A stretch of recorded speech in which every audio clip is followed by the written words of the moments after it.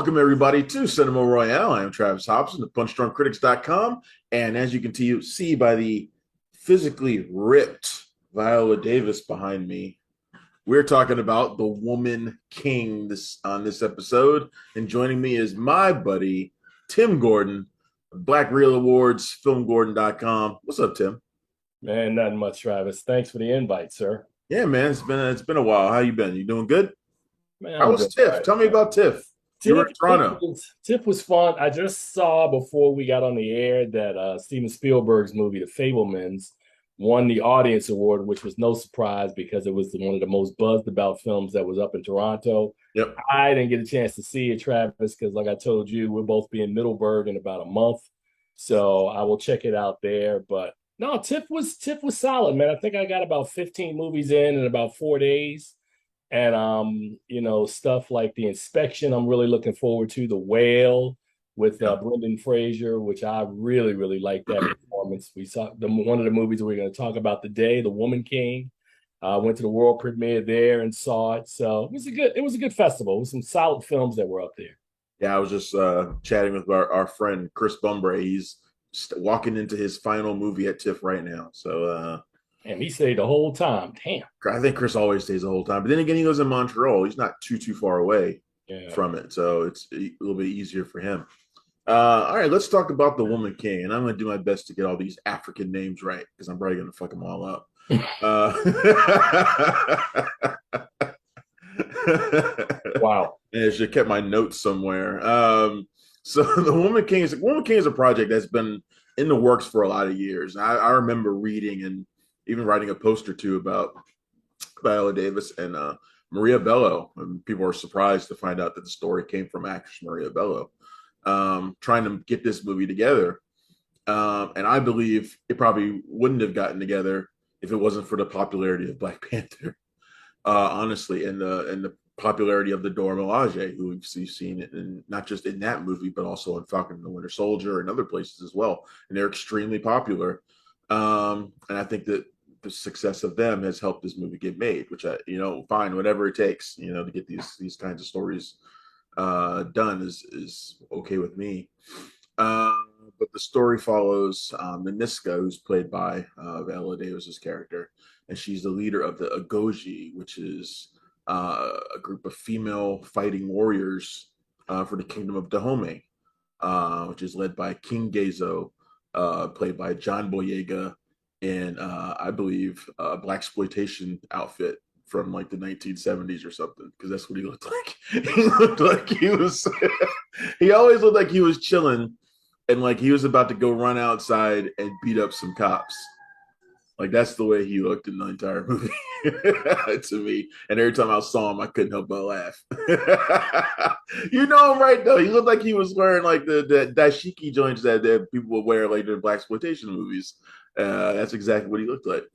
Uh, the story for this is surprisingly, I found Tim to be very American in a lot of ways. It's kind of a classic kind of Top Gun underdog new recruit story. Right? Because you got this new girl, Nawe, who's sort of rebellious, and she needs to fit in to the very regimented Agoji structure, and of course she fights against it. But she's also someone who's deeply passionate, and of course she has her whole arc where she comes around to fitting in and fighting to protect her home.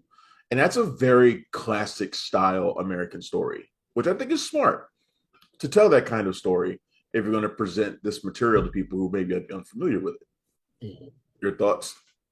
Oh no. I enjoy listening to Travis Hobson break down and dissect films. And I was for people who don't understand the inside joke, in my around town mode. Because we both get paid the same. I'm like, yeah, Travis, if you want to go, man, you do it. Yeah. But no, but as I agree with you. I think what I going into The Woman King, as I said, I saw the premiere of it and had an opportunity to sit down with one of the producers, Kathy Schulman, Hmm. as well as Gina Prince-Bythewood the day before it premiered. And Gina and I go back a lot of years. I mean, I've probably met her initially around the Secret You Life of you and I Bees. interviewed her together for something, We didn't we? did for Beyond the Lights with That's Nate right. Parker, It which was I Beyond the Lights. yeah, which was an inside joke because when I saw her, I said, we need to pour one out for Nate, and both of us kind of looked down on the ground and held it for a second, like, yeah, man, it's Hey sad. man, he's got American skin. He all right. Yeah, man, but no, but what I was telling Gina when we were talking, I said, we didn't talk anything about this film. I was just telling her how proud I was of her, and that if you look through her filmography, all of her films, for the most part, Travis, hold up. Yep. It's funny when you sometimes we go to these festivals or we interview these directors sometimes, and they'll be like, well, my last couple of films are really good. I wouldn't look at this movie from my past. Gina Prince-Bythewood doesn't have that issue with having a bad film in her filmography. When you got The Old Guard, Love and Basketball, Secret Life of Bees, Beyond the Lights. I mean, she's done amazing work year in and year out. So I told her, He knows how to pick I them. don't, huh? He knows how to pick them. Oh yeah, she does a really good job. And one of the things that I used to always tease her about was that like you don't Spike Lee can make a movie a year, right? But for Gina needs 2, 3, 4 years sometimes in between these projects, Yeah. kind of like get them together. But when she gets them together, The Woman King is the latest example. To your point about the story, I thought everything about this film, because I went in sort of like you and I the other day in another film we can't talk about right now, but I kind of go into these films sometimes like a blank slate, right? I just like, tell me a story. And from the moment I saw Naniska, played by Viola Davis, and then her being the general of this all female army with her Lieutenant Sheila Atim, that a lot of people will have remembered from Bruised, and Yep. she's done some other stuff. Lashana Lynch, of course, the Shauna Lynch is fantastic in this. Lashana Lynch is great, and then of course, as you said, the new recruit that comes in who has a background of abuse and is dumped on the doorstep of the palace and brought in to train. And then Niska sees something in her, and they're like, "Yeah, we need to bring her aboard." But I think the performances are really good. I thought the storytelling was really well. I thought, shockingly, the choreography of the fight scenes are really, really well done in this. And Gina Prince-Bythewood just knows how to tell a story, Travis. I mean, her Sorry, I've storytelling. got a cat who's behind me making all sorts of racket. Oh So man, don't I even keep worry about it, man. I keep I I'll keep overtalk Nick Fury, but I thought everything about this film really really worked, and I think the whole female, the whole woman aspect of it. I think that's something, man, that is relatively new, and we haven't seen a lot of that. But yeah. I think they pull it off really really well. The only thing that really I thought in the storytelling, and I think this speaks more about our country and the viewing audience than it does about the film itself. Mm, They told a story, man, and there's not a lot of mainstream, i.e., white participation in this story. We get right. very little of it.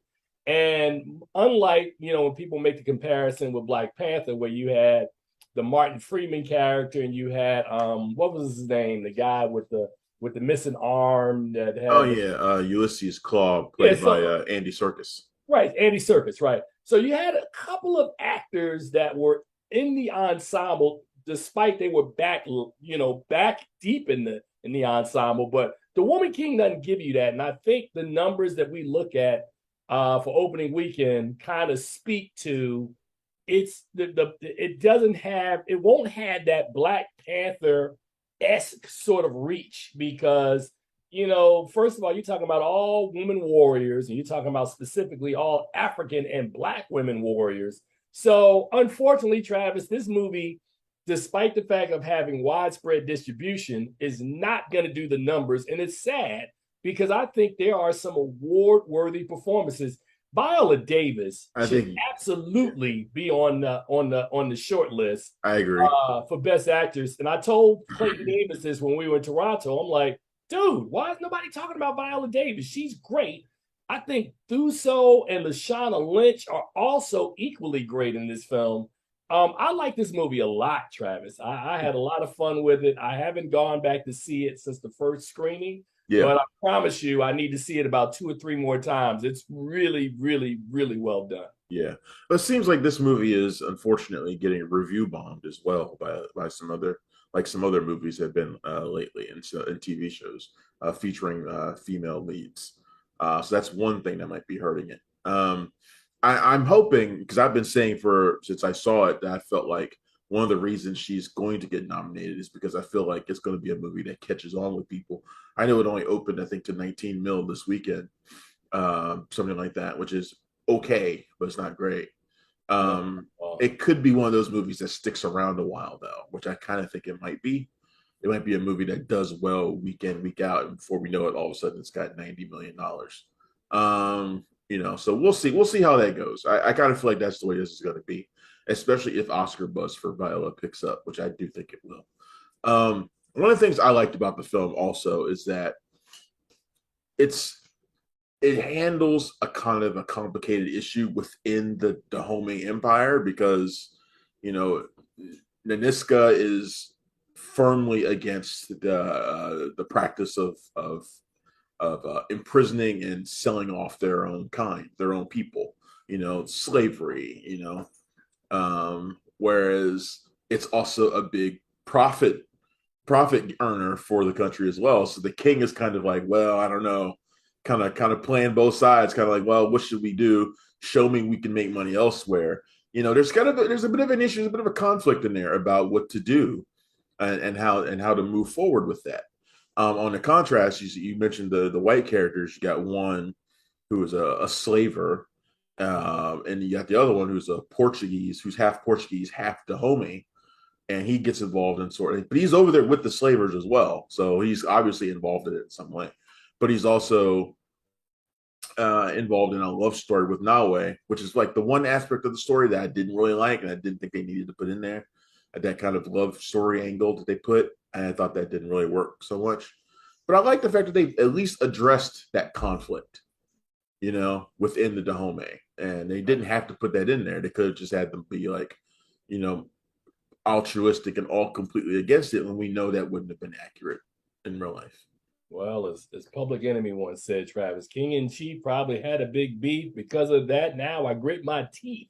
So I think about what they were doing, and you're absolutely right. I think I agree with you wholeheartedly on both points. I think that they did a really good job of showing that using that conflict, not in messaging, like I was teasing you the other day, like message, Yeah. but just enough to let you know that this is an issue that they're dealing with that's sort of complicated. Yep. And you're right. I mean, the whole aspect of having a love interest for one and not for all, and it was kind of this forbidden thing. You didn't need that at all in the story, but I guess they had to have a way to kind of expand the audience, I guess, doing that. So I didn't understand it either.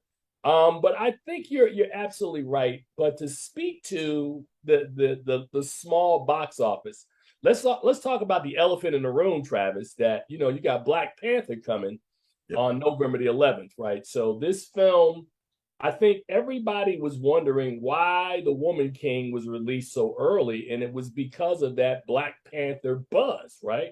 So you don't want to have two films that the audience like that. Like there's a huge African American presence and African presence that we know is going to gravitate toward Black Panther 2, the sequel, right? And it seems like The Woman King is literally mining almost the identical audience. And it's so funny, Travis, because I got up this morning and I was looking through my social media feeds and I saw somebody put a clip up of a bunch of women dressed like the Dora Milaje talking about let's go and see The Woman King. And I'm like, you could at least kind of separate the story. These are two distinctly different movies, Right. but it speaks to what I'm talking about, how the audience, this sort of pride aspect, this Black joy that we get, unlike the movie we saw the other day, which is Black trauma. So you either get Black joy or Black trauma, and we need to figure out how to live somewhere in the gray where every story doesn't have to be us being kings and queens, but at the same time, it doesn't have to be us being in Jim Crow or slavery, Right. antebellum, these sorts of stories. So we're in a very complicated time, Travis. And I know you look at films generally, I as well, but I specifically look at the direction of where, not necessarily where Black film is going, but where Black storytelling is going. Right. And like I said, these are the two extremes right now: Black joy, Black trauma. Where is the middle Yeah. in this conversation about the filmmaking right Yeah. Well, if I have to choose, I'd much rather see Black joy than Black now? trauma because I've had 40 years of existence of watching Black trauma movies. I really don't need to see anymore, which is why I wasn't really happy about being made to watch one early in the morning the other Oh day. my God, man. That was horrible, man. Both you and I were both sitting there. I kept looking at you like this. I also feel like we were outliers in our opinion of that movie too, compared to the people that were in Get there. out But of here. There are people that like that movie. I think the people that were coming out after us and were standing there listening to us talk about it did not feel the same way we did. But we'll see. I don't know. That's the way that was what I felt like. Well, But you should bring me back when we have to talk about that movie because oh, I have a definitely. very distinct opinion, and I think it has something to do if you're over 40 years old and you've lived in America and you understand internally what we've had to deal with. Yeah. I mean, you can make those stories, but I think you had the best point. There's no perspective of any of those sorts of Black trauma stories that actually will work on screen that you and I will walk out of it and go, that was a good movie. Right. Because it's horrible all the way around. It's just Yeah. horrible. Yeah. It doesn't. It adds nothing. Whereas I like the Woman King for telling a story that 99% of the world has never heard of before. I'll be honest. Until this movie was first reported on, I had never heard of the Gaucher in my life.